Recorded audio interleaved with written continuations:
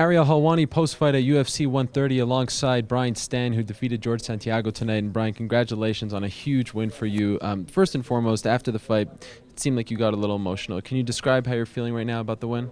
You know, it's this weekend's emotional for me anyways, and it's just, I fight in an athletic competition, and you're always worried, when you go into a fight, you're worried about, oh man, I want to lose, I don't want to be the embarrassment and everything else, Today, there were people that lost their legs. Today, there were people that lost their lives, that lost family members. And so, I always take that into perspective. But when I win, and that's Memorial Day, I hear the crowd screaming, it's tough. I think about guys that aren't here anymore. And, I have this great opportunity where people are cheering for me, acting, like I'm a hero or an icon because you're in the UFC like they treat all of us. And it's just not the case. My heroes in life are not actors, they're not athletes. My heroes are the men and women that deploy overseas and protect this nation.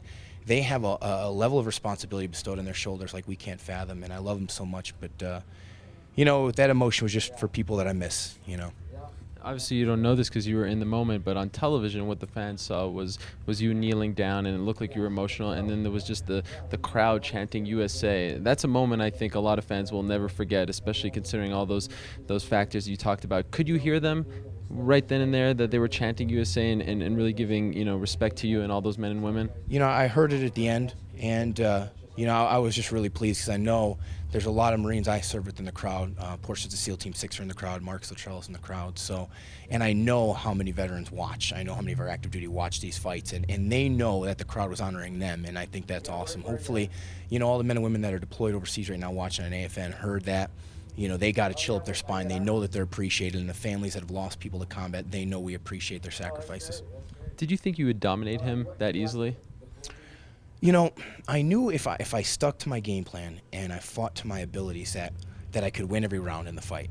I think I went a little overboard at the end of the first round to try and finish him, and so I had to pull back a little bit, but I knew coming out in the second that he was going to try and take me down, and I got a little tentative there because I was waiting on the takedown. I knew he was going to try and take me down or try and get a judo throw.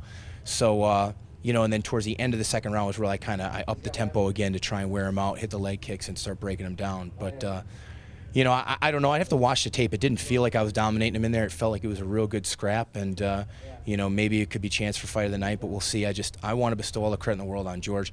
He is a tough guy. He's a great fighter. I'm honored that I got the chance to fight him, and I'm probably lucky that I caught him in his first UFC return, and he's only going to be a lot better next time. I wouldn't want to be the next guy to face George.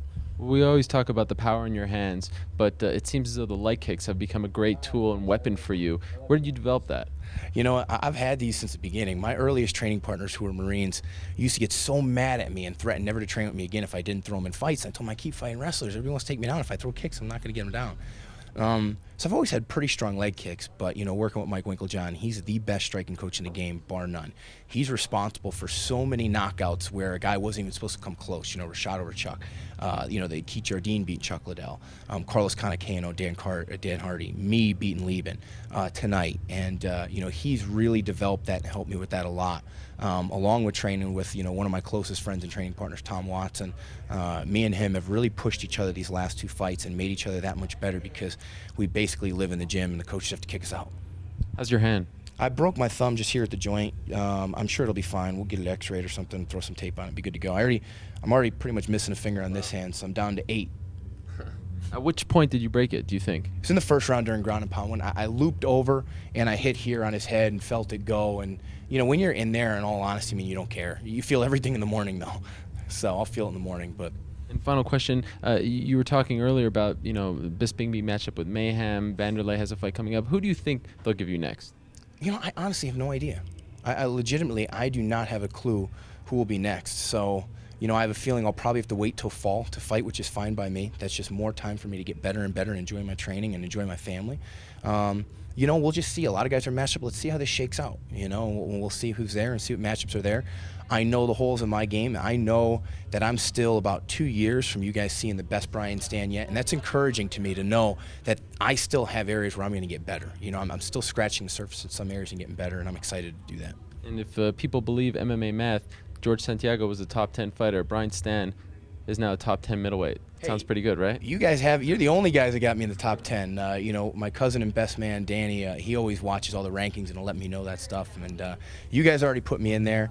I would imagine, I hope, that was a goal for 2011 to get in the top 10. I would think that I'm there now.